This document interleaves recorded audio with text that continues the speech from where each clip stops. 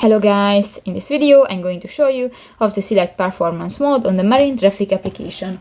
But first of all, I just want to mention, please don't forget to subscribe to our channel, because at 100,000 subscribers we are going to show you all YouTube revenue statistics and growth strategy, how to make money online. So let's jump into it.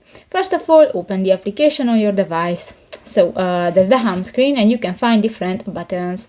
You just click to the icon at the upper left corner at the screen, and here just click to the performance and the display option under the density maps, and here you can find the performance mode. You can use the auto, the normal or the economy option.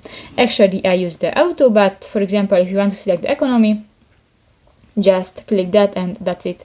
So that's pretty much it for this video guys. See you in the next one. Bye bye.